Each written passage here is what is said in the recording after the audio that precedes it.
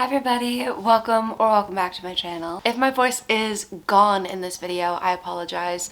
I went to a very last minute concert. I went to NoahCon last night and it was so much fun. We were right next to the stage, but I screamed the lyrics so much that I kind of lost my voice this morning. So apologies for that. But hello, welcome back to my channel. Happy June. We are officially halfway through 2024, which is genuinely like freaking me out the more I think about it. I hate acknowledging that time is passing. I'll have a whole mental breakdown if I think too hard about this, but this means we can do the mid-year book freakout tag. So I've never done this before, and I've also not seen people posting them yet. I watched the Bookmarked podcast, and in their latest episode, they did this tag. I just thought I would find the questions on a random blog post and do the tag. I believe every year it's the same questions. Yeah, we're gonna talk about all of the books that I've read this year, my favorite ones, my least favorite ones. Excited to just sit and chat and talk about books because it's been a long week and this is like my favorite part of the week, is just sitting and filming and being able to do this. So I found my questions from a blog post from a Book Owl's Corner. I'll link it in the description if you want to do this video and you need the questions as well. This is their mid-year book tag freakout for 2023. We're just gonna look at the questions, answer them. I have a coffee that I made this morning. This is a brown sugar latte. Grab a coffee, grab a snack, let's hang out for a little bit. So question one is the best book that I've read so far in 2023. I'm looking at my bookshelves and the one that sticks out to me is one that I read really recently, and it's Abby Jimenez, Just for the Summer. I absolutely adored that book. It was set in Minnesota and I'm from Minnesota. The characters just felt so real to me. It felt like the book was just written for me. So I absolutely loved that book, and I know even people who are not from this state and just casually like obviously love her as an author, read her books, they also feel the same way about the book. So I really loved that book. That was definitely by far my favorite book that I've read this year. Question two is the best sequel that I've read so far in 2024.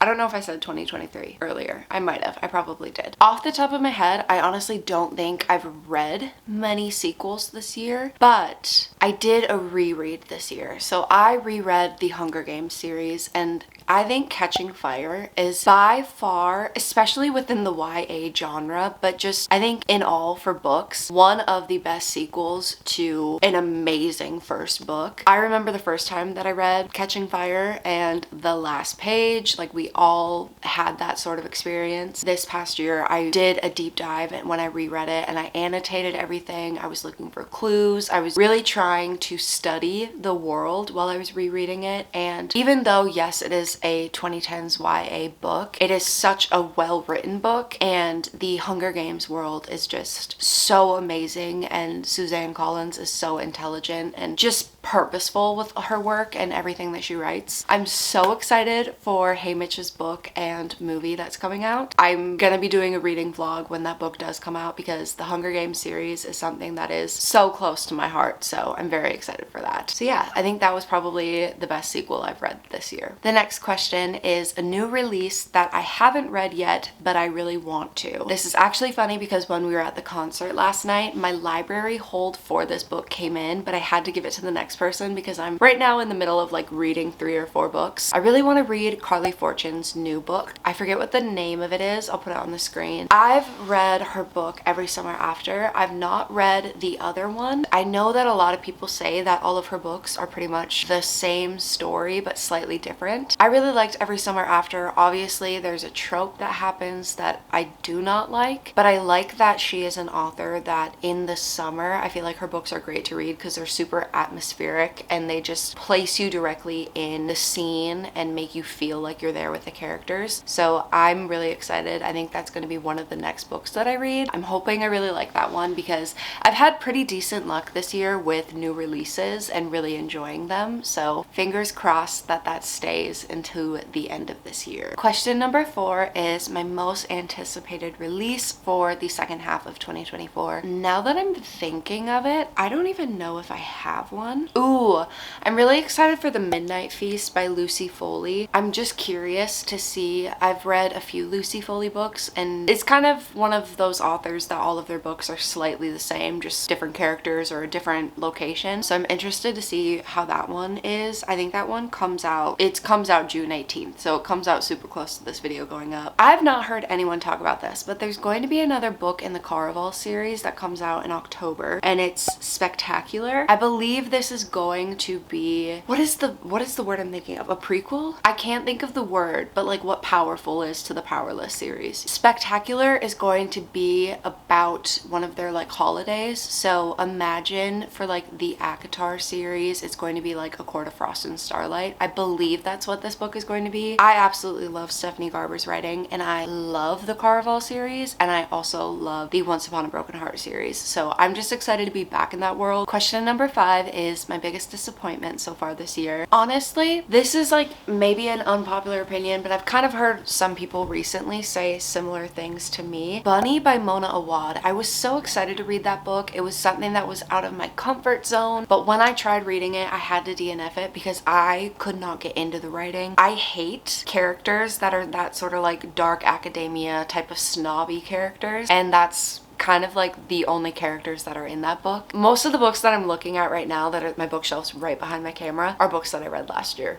Oh my god. Or Bride by Ali Hazelwood. I'm in the very small group of people that I actually did not really like Bride, and the more that I think of that book, I would not recommend it to people. I know that there are diehard fans of Bride, and I'm very happy that you really liked that because I love Ali Hazelwood's books. She's one of my favorite romance authors, so I'm kind of sad that I didn't like the book how other people did. I thought I was going to like it, but I'm not into the Omega verse of it all. Question number 6 is the biggest surprise of the year. I would probably say Carrie Soto is back. I've talked about it, honestly, since I've read that book. I've been talking about it pretty much in every video, but it is about a pro tennis player who is in retirement, and there is a younger tennis player who is about to break her record. So she decides to come out of retirement to basically prove that she is the GOAT of tennis. I grew up playing tennis. I absolutely adore tennis and love tennis, but it's a very big surprise that I actually enjoyed that book because I actually have, or had, a very weird relationship with tennis. I was bullied in tennis, and I ended up quitting the sport because it was really rough. And so I had a really weird, rocky, bad relationship with sports, anything along those lines. It was very interesting because I listened to a lot of Carrie Soto's back. I'm pretty sure I listened to the whole book, but listening to that book made me remember all of the positive things that I love about tennis, how just like deep down to its core I love that sport. Obviously it's a Taylor Jenkins Reid book. She is an amazing author. Yeah, I just had a great experience, and it was a very big surprise that I enjoyed that book, but also the effects after that book. In a weird way, it kind of healed my relationship with tennis, and now when it's sunny and not windy out, I'm at the courts after work. I'm very thankful that I read that book this year because it healed a really big part of like childhood me. Very glad that I read that, and that one was a very impactful read this year. Question number 7 is my new favorite author from this year. I haven't read a ton of books from new authors. I would say Abby Jimenez. I've not read any of her other books, but I really did enjoy Just for the Summer. That one of the next books on my radar is reading. It's on the tip of my tongue. It's The Red Cover. I can't think of the name, but that is one of my next books I want to read. I really liked her writing. It was really great. Or also Natalie Hayes. She is the author of Divine Might, and then also I have another one of her books on my TBR, Stone Blind, which is basically, from my understanding, a Medusa retelling. I am a very big fan of Greek mythology retellings and stories. I read Divine Might this year, and it was when I was in my sort of like, I really want to learn, I really want to read fiction phase, and I really enjoyed that author. I'm going to read some more of her books later this year. Question number 8 is my newest fictional crush. Miles from Funny Story is genuinely, like, if I met a dude like that in real life, I would simp so hard. I don't care what anyone says that they don't like him. I love him enough for the both of us. My newest favorite character. I've been reading a lot on my Kindle, so I don't have a lot of books like physically in front of me. After thinking about my answer for this question, I have two answers. I really enjoyed the main character from The Last Word, or I also really enjoyed the character of Mosscap from A Psalm for the Wild West built. I read that book back in like January or February. It's not necessarily like a main character that I think about all the time. That character is just such a sweet, little loving, wholesome character, and yeah, I really enjoyed those books. I don't ever really hear people recommend those books anymore, but if you've not read, it's A Psalm for the Wild West built, and then also A Prayer for the Crown Shy. If you've not read them, they're very short. It's about this person who runs into a robot in the woods, and robots and humans haven't lived together in civilization for many, many years because humans were taking advantage of them. And this one robot decides to go up to this person and basically ask, what do humans need? And you follow this journey between the two characters, and it's just very beautiful. It's one of those books that just reminds you how beautiful it is to be alive. So yeah, I really would recommend that. Mosscap is such a cute character, and I loved his character. Question number 10 is books that made you cry. I don't think I have any books that made me cry this year. It's pretty hard to get me to cry during a book. I could definitely be forgetting if I did cry in a book, but I don't think I did. If you have any books that would make me cry this year, leave them in the comments. I would love to read them, and I would love, maybe I should do a video of me just reading super sad books for a week. Question number 10 is a book that made you very happy. I would say The Rom-Com by Devin Daniels. This book is literally How to Lose a Guy in 10 Days. I think I listened to the audiobook back in January, and it was one of those audiobooks that I was just sitting there like... Question number 12 is my favorite book to movie adaptation I've seen this year. I don't think I've really even seen any. I don't watch TV and movies a lot. I think the last book to movie or TV adaptation that I would have seen would have been Daisy Jones and the Six, or To All the Boys I Loved. No, not To All the Boys I've Loved Before. This Summer I Turned Pretty. Yeah, I don't really watch a lot of TV. I don't have time to watch TV. I watch F1 and I watch YouTube videos, and that's all I really watch. So question number 13, which I think is because this was on a blog post, is favorite posts that I've written, but I don't know if that's specifically a question in these YouTube videos. So I'm gonna switch it to my favorite video that I've made this year. I would say I really liked making my unpopular book opinions video, or I also really enjoyed making my vinyl collection video. I don't know, I like showing more of who I am outside of just reading. I've thought about maybe posting some like vlogs and things like that on this channel. If that's something you would want to watch, let me know and I'll definitely start doing that. I like slowly showing more of my personality and not just my random opinions on books. Question number 14 is the most beautiful book that I've bought this year,